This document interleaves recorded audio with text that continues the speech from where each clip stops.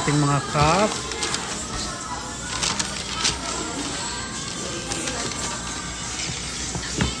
Yes.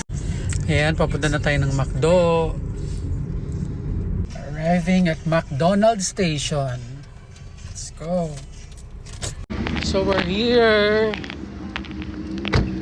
Alright, past 2 AM na.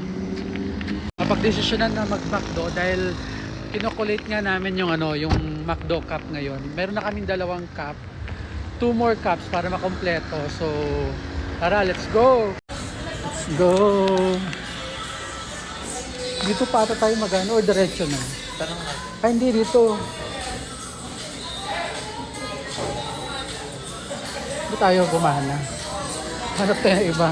Tayo gumana. Tayo sa kabila. Let's go.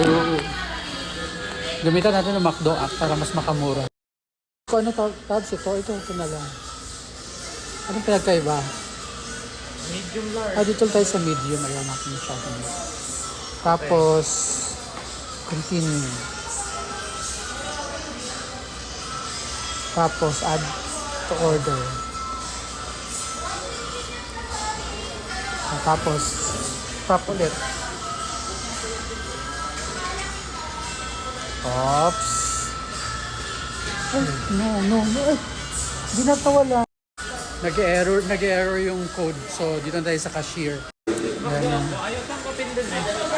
Okay lang.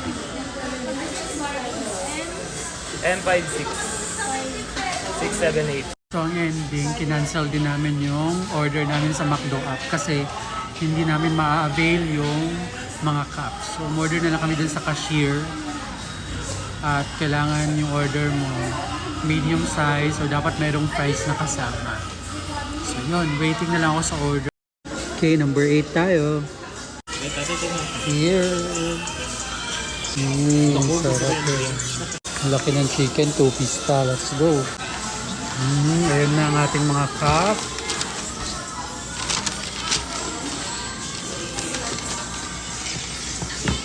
Yes. Yung dalawa na sa bahay. So nakompleto na natin kasi meron na kaming 2 eh. Yeah! Red.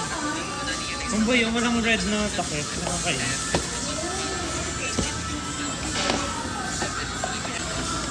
Kain na tayo.